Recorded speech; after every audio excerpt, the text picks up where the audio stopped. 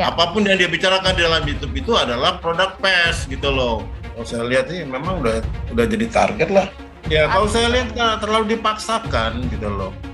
Keluarnya surat penahanan terlalu dipaksakan kalau menurut saya.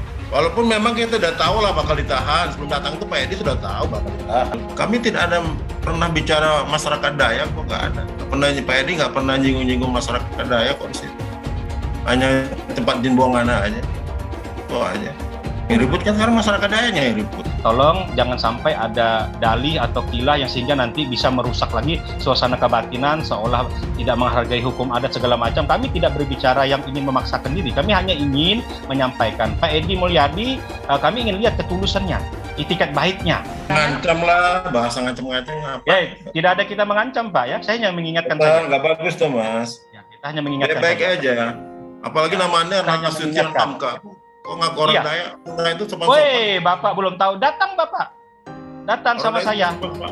Oi, orang Dayak banyak Pak. Bapak. Nah inilah Bapak belum jauh mainnya Pak. Ya, Pak. Jangan mempertanyakan suku orang Bapak. Pernyataan dari tersangka Edi Mulyadi yang mengatakan bahwa dia dibidik oleh Polri karena sikap politisnya. Menurut pendapat saya, pernyataan tersebut tidak berdasar. Sehingga diharapkan dengan kasus ini bergulir di pengadilan, semua pihak bisa mengikuti jalannya sidang di pengadilan, sehingga nantinya masyarakat bisa mendapatkan jawaban apakah yang dilakukan oleh saudara Edi Mulyadi ini salah atau tidak. Jiran atau kiasan tentang jin buang anak, itu tidak ada hukum yang mengatur untuk itu. Siapa yang bisa menunjukkan saya pasal berapa di ayat berapa yang menyatakan bicara tentang jin buang anak itu salah, mesti dihukum. Coba, kan tidak ada. Lalu sekarang diperiksanya Edi ini dasarnya apa? Seperti dulu Ahok dituduh seperti ini. Kalau sudah minta maaf ya relatif ya dimaafkanlah karena dia sudah minta maaf. Keberatan tentang masalah arti daripada jin buang anak dan lain sebagainya, saya pikir ini udah tidak perlu lagi kita bicarakan. Ya biar nanti berjalan di dalam proses hukum saja. Bahwa Kalimantan ini itu menjadi tempat jin buang anak. Saya tanya, pernah nggak Edi Mulyadi ini datang ke Kalimantan? Kita udah cukup lah menurut saya. Sudah kejadian yang terjadi di Sambas, Sampit gitu kan. Nggak usah, ini akan menimbulkan menimbulkan luka, akan membangkitkan luka lama lagi. Terhadap saudara EM, penyidik melakukan penangkapan dan dilanjutkan penahanan karena dikhawatirkan melarikan diri, dikhawatirkan menghilangkan barang bukti, dikhawatirkan mengulangi perbuatannya kembali. Zaman 10 tahun ya. Edi Mulyadi nantangin ditahan, saya dibidik. Saya dibidik bukan karena ucapan tempat jin buang anak. Saya dibidik bukan karena macan yang mengeong. Tapi karena saya dibidik karena saya dikenal kritis. Tempat jin buang anak itu adalah pepatah, ungkapan, ibarat. Tapi itu menjadi suatu fenomenal karena apa? Ada orang-orang yang merasa tersakiti di sana. Padahal ucapan-ucapan itu sudah biasa kita lakukan. Ditersangkakan, ditangkap agar mereka bungkam. Ya, seperti sekarang ini. Bahwa beliau menyatakan ingin semata-mata menyampaikan kebaikan untuk negeri ini. Ketidakadilan hukum bagi Bang Edi Mulyadi dan kami semuanya rakyat Indonesia. Bagaimana mungkin ujaran yang hanya mengatakan jin buang anak ditafsirkan syarat dan langsung diproses, dipanggil oleh kepolisian. Kriminalisasi yang terjadi pada Bang Edi Mulyadi tidak bisa dibenarkan secara hukum.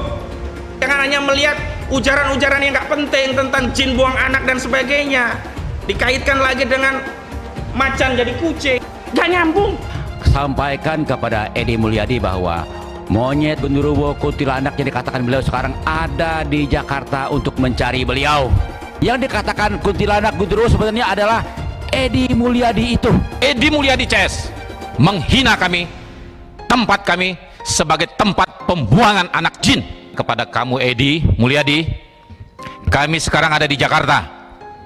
Kita jemput, Ya. jemput. Kami ada sekarang di Jakarta. Kami akan jemput kamu. Kalau dia tidak tahan, maka kami akan eksekusi dan bawa dia ke Kalimantan untuk sidang adat, Pak. Baik, saya mendukung kasus Edi Mulyadi ini diselesaikan secara hukum adat dan budaya. Kami akan kawal kasus ini sampai selesai. Yang dilakukan oleh Edi Mulyadi, saya merasa terhina. Ya, merasa sangat terhina.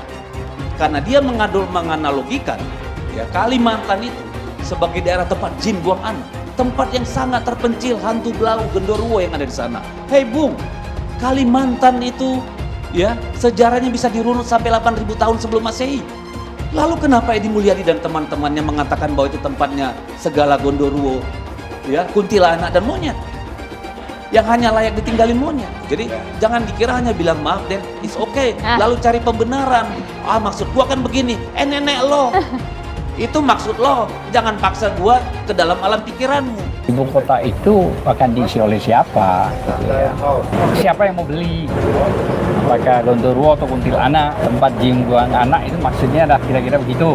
Sehingga saya berpendapat hanya monyet yang pindah ke situ. Kata-kata hanya monyet itu ditujukan kepada orang-orang yang pindah ke Kalimantan. Pancasila Soekarno, ketuhanan ada di pantai. Anak Tuhan dari mana? Kalau Yesus anak Tuhan, bidangnya siapa?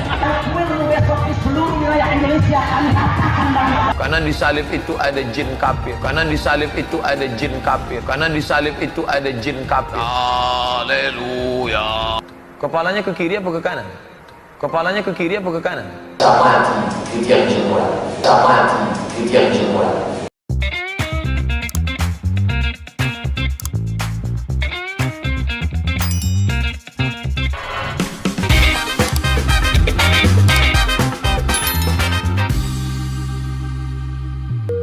Video ini hanya untuk mereka yang punya logika. Bagi yang tidak punya logika, skip aja. Ya, kami akan mengirim surat ke Dewan Pers, insya Allah besok Pak ya, untuk minta pelindungan hukum. Artinya apa? Karena di dalam BAP kemarin yang kurang lebih ada 30 pertanyaan itu, semua yang ditanyakan itu adalah produk-produk pers, di mana selalu ditanyakan YouTube. Nah, Pak Edi itu YouTube-nya Pak Edi itu ada produk pers, gitu loh. Nggak bisa tidak. Itu sudah terdaftar di Dewan Pers. Ini maksud saya kalau memang penyidik kan sudah ada MOU antara Kapolri dengan Dewan Pers tahun 1997 kalau nggak salah waktu itu, ya kan? Jadi Polri itu harus ini bagaimanapun Pak Edi itu adalah melaksanakan tugas-tugas jurnalistik, gitu loh. Walaupun bahasanya itu agak kurang berkenan di masyarakat maupun ada yang menimbulkan kehebohan, artinya tetap aja produk itu produk jurnalistik gitu loh. Itu yang harus dihormatin gitu loh. Produk jurnalistik sudah terdaftar di Dewan Pers, ada buktinya ini. Gitu loh. Sudah dikirim ke Dewan Pers. Pak Edi itu punya anggota PWI. Surat penangkapan dan penahanan ini kok hanya beda 1 jam. Artinya apa? Seseorang ditetapkan sebagai tersangka itu harus di BAP dulu sebagai tersangka. Nah, sepanjang belum ada, belum bisa ada surat penahanan. Oke, penangkapan bisa, tapi di BAP dulu sebagai tersangkanya gitu. Ya, kalau saya lihat terlalu dipaksakan gitu loh. Keluarnya surat penahanan terlalu dipaksakan kalau menurut saya. Walaupun memang kita sudah tahu lah bakal ditahan. Sebelum datang itu Pak Edi sudah tahu bakal ditahan. Tapi maunya kita harus sesuai dengan hukum acara pidana yang berlaku. BAP sebagai saksi itu, maaf ya, Pak Edi itu yang ditanyakan masalah YouTube channelnya.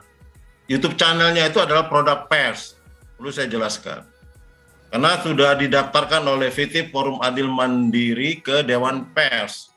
Jadi YouTube channel Edi itu adalah merupakan produk pers. Ingat, artinya apa?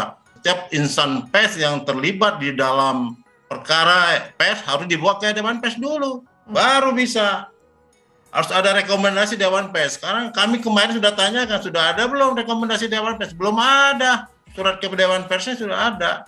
Pada tanggal 21 Desember 2010 oleh PT Forum Adil Mandiri yang mendaftarkan Dewan Pers bahwa YouTube ini adalah merupakan YouTube dari PT Forum Adil Mandiri, artinya dia sudah terdaftar sebagai insan pers di situ. YouTube itu sudah ada produk pers. Ya. Apapun yang dia bicarakan di dalam YouTube itu adalah produk pers gitu loh. Ya sebagai seorang wartawan senior, dia sudah melakukan klarifikasi dan minta maaf. Dan itu adalah sesuai dengan undang-undang pers gitu. Setelah ketemu Pak Edi, nanti mendampingin Pak Edi, habis itu nanti ada tim saya yang akan mengirim surat ke Dewan Pers.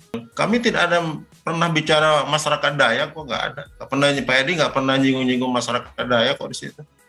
Hanya tempat jin buang anak aja. Itu aja. Oke, yang ribut kan sekarang masyarakat Dayaknya yang ribut. Kami tidak ada pernah bicara masyarakat Dayak kok, nggak ada. Pak Edi nggak pernah nyinggung-nyinggung masyarakat Dayak kok di situ. Hanya tempat jin buang anak aja. Itu aja. Yang ribut kan sekarang masyarakat Dayaknya yang ribut. Jadi kita tidak melihat sepotong-sepotong. Kita lihat kan perentetannya itu sampai terakhir. Selain bilang jin buang anak juga bahwa itu pasarnya apa yang disebut tadi dengan kata-kata begitu. Kemudian terakhir ada narasi tanya jawab dengan di sebelahnya itu seolah-olah ya kalau di situ yang mau tinggal ya monyet saja begitu. Ini kan rangkaian gitu. Ada berapa rangkaiannya. Jadi tidak berdiri sendiri hanya jin buang anak gitu. Jadi saya pikir sudahlah saya tidak mau masuk pada substansi yang menjadi materi daripada hal tersebut. Kita percayakan sepenuhnya kepada pihak kepolisian yang sudah menangani kasus tersebut, tapi yang jelas kami akan mengawalnya dan silahkan kepada para pengacara kalau memang ini seperti disampaikan tadi ada delik segala macam ya silahkan ada saluran hukumnya. Terima kasih ya atas kinerja Polri yang bergerak cepat dan juga tegas dalam proses yang ada ini merespon daripada pernyataan sikap dan juga aspirasi daripada masyarakat suku bangsa Dayak di Kalimantan khususnya dan juga warga Kalimantan pada umumnya. Hal yang baik karena jangan sampai nantinya terlalu berlarut dan juga tingkat kesabaran ini juga sudah teruji kemarin, ini sudah agak tenang, sudah kita berikan pemahaman, serahkan proses hukum ini kepada pihak kepolisian, kita akan kawal. Prinsipnya menyerahkan sepenuhnya kepada Polri. Memang dari pihak kuasa hukum, saudara EM beserta seluruhnya, ya kan ada jalur-jalur hukumnya, ada pra peradilan segala macamnya. Silahkan dijalankan proses itu gitu. Jadi sehingga kita tidak berpolemik, tidak juga berargumentasi menurut asumsi dan persepsi kita atau juga menurut keinginan kita gitu. Tapi ini menurut prosedur hukum gitu. Jadi persilahkan saja kami masyarakat adat tetap mengawal hal tersebut sampai nantinya sesuai harapan kita gitu. Harapan pernyataan sikap dari masyarakat suku bangsa Dayak yang ada di Kalimantan. Fokus saja kepada apa yang disampaikan oleh saudara EM dan yang kami anggap itu merendahkan harkat martabat kami, terusiknya suasana kebatinan dari kami, itu saja yang kami fokus. Kami fokus ke hal tersebut, kami tidak mau terjebak asumsi, persepsi bahwa seolah udah ditarget segala macam, itu kami tidak dalam kapasitas ke situ. Karena yang dilakukan ini sudah sedemikian rupa masifnya dan juga sudah kemana-mana dan juga yang merasa terlukai bukan hanya orang per orang, tapi masyarakat secara menyeluruh dan juga suku bangsa Dayak khususnya dan kemudian juga warga Pulau Kalimantan pada umumnya. Jadi menurut kami bisa memahami apa yang disampaikan tentang permintaan maaf itu. Legitimasi permintaan maaf itu ya harus disampaikan dong di dalam di hadapan para pemangku-pemangku adat kami. Tidak ada lagi rasa luka dan ada suasana kebatinan kebersamaan, itu saja. Jadi saya pikir ini yang harusnya nantinya bisa dipahami. Tolong jangan sampai ada dalih atau kilah yang sehingga nanti bisa merusak lagi suasana kebatinan seolah tidak menghargai hukum adat segala macam. Kami tidak berbicara yang ingin memaksakan diri. Kami hanya ingin menyampaikan Pak Edi Mulyadi, kami ingin lihat ketulusannya, itikat baiknya. Nah, apakah yang disampaikan para pengacara advokat ini merupakan suara Bapak Edi Mulyadi? Kami juga ingin tahu. Apakah hanya persepsi dan pendapat para pengacara saja? Prosesi adat. Jadi dalam artian beliau sudah menyatakan secara verbal, lewat YouTube, lewat kemarin juga saat di Mabes Polri, itu secara terbuka. Ini kan kita ingin lihat ketulusan itikat baiknya. Menanggapi pernyataan dari tersangka Edi Mulyadi yang mengatakan bahwa dia dibidik oleh Polri karena sikap kritisnya. Menurut pendapat saya, pernyataan tersebut tidak berdasar. Karena Polri dalam menangani suatu kasus itu mendasari pada alat bukti yang cukup. Yang kedua, juga perlu dilihat isu yang ditangani. Karena isu tersebut sangat rawan dan sangat potensial untuk menimbulkan gejolak di masyarakat, maka Polri melakukan langkah-langkah sampai dengan penahanan. Saya mendukung apa yang dilakukan oleh Polri untuk segera menuntaskan kasus ini, sehingga diharapkan dengan kasus ini bergulir di pengadilan, semua pihak bisa mengikuti jalannya sidang di pengadilan, sehingga nantinya masyarakat bisa mendapatkan jawaban apakah yang dilakukan oleh saudara Edi Mulyadi ini salah atau tidak. Jadi dalam hal ini tetap berlaku asas praduga tak bersalah. Tidak dapat seseorang dipidana, melainkan mesti ada hukum yang mengaturnya. Gitu. Azas legalitas ini dasar utama dalam setiap penyelidikan, bahkan diadili seseorang. Nah, pertanyaan seriusnya, jika ditegaskan dalam azas legalitas seperti itu, lalu sekarang diperiksanya Edi ini dasarnya apa? Karena kalau dikaitkan dengan istilah yang sifatnya satir atau merupakan sindiran atau kiasan tentang jin buang anak, itu tidak ada hukum yang mengatur untuk itu. Siapa yang bisa menunjukkan saya pasal berapa di ayat berapa yang menyatakan bicara tentang jin buang anak tuh salah, mesti dihukum? Coba, kan tidak ada. Jin buang anak itu di budaya DKI atau Jakarta atau seputar Jabodetabek sudah hal yang lumrah untuk menunjukkan tempat yang jauh dan sepi. Omongan saudara Edi nggak ada nyebut suku bangsa manapun, nggak ada. Cuma konteks wilayah Kalimantan gitu ya. Jadi kan persoalannya jangan jadi bergeser ke istilah ini. Substansi yang dikritik oleh Edi tentang IKN, ibu kotanya pindah itu malah jadi nggak jadi pembicaraan. Jadi dalam perspektif hukum, sama sekali saya tidak menentang, tidak menghambat aspirasi atau bahkan keinginan-keinginan teman-teman atau saudara-saudaraku Kalimantan. Tidak. Saya hanya bicara teknis. Sekali lagi ulangi, teknis hukum. Jadi teknis hukum yang saya belajar, semua yang belajar sarjana hukum pasti tahu ajas legalitas itu. Sekarang kita masuk kepada wilayah polisi yang sudah menahan. Nah, dalam perspektif hukum, di mana saudara Edi sudah ditahan, itu kan harus ada pertanggungjawaban hukum yang jelas. Kenapa orang ditahan? Nggak boleh orang ditahan kalau tidak cukup alat bukti. Apa alat buktinya? Tentu kesalahan yang dilakukan. Apa? Tentang diksi? Nggak ada. Ada hukum mengatur untuk itu. Kemudian saksi banyak bisa dicari saksi. Tapi saksi yang bagaimana? Bahkan meminta Edi suruh ke Kalimantan. Saya sudah sampaikan ke Edi dan Edi mau, cuma nunggu waktu yang pas dan jaminan. Apa jaminan dia untuk bisa ke Kalimantan dengan aman? Saya sudah bicara kepada Edi dan dia mau, Pak. Asal ada jaminan keamanan. Itu bagaimana sudah masuk peristiwa hukum di polisi. Jadi yang adat jadi terbengkalai. Mestinya kan tidak terbengkalai dong. Harus urus dulu adat. Kalau tadi logikanya adat harus diutamakan.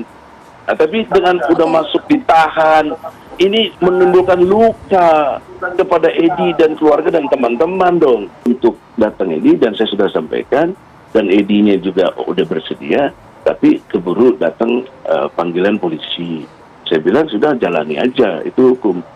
Jadi dalam perspektif itu, saya sangat kooperatif dan mendukung upaya hukum. Apalagi ada surat edaran Kapolri tahun lalu, kalau sudah minta maaf ya relatif ya dimaafkanlah karena dia sudah minta maaf. Itu kalau baca surat edaran. Oh ini nggak ada urusannya, ini delik umum, ini ya silakan. Tapi jangan lupa gelar perkara habis ini. Nggak boleh orang nggak ada gelar perkara untuk ini, karena ini peraturan Kapolri nomor 6 tahun 2019. Harus ada, seperti dulu Ahok dituduh seperti ini. Gelar perkaranya panjang sekali, banyak sekali ahli. Jadi oleh karena itu, kan lebih efisien dalam perspektif kita berbangsa, bernegara, menjaga persatuan, sila ketiga Pancasila, untuk tidak kisruh. Sebab kan problem berikutnya, kalau ini kisruh terus, ibu kota mau pindah, kan justru mengganggu program Jokowi dong. Karena dia presiden kita, nggak ada. Mau orang nggak suka, dia presiden kita. Video ini hanya untuk mereka yang punya logika. Bagi yang tidak punya logika, skip aja.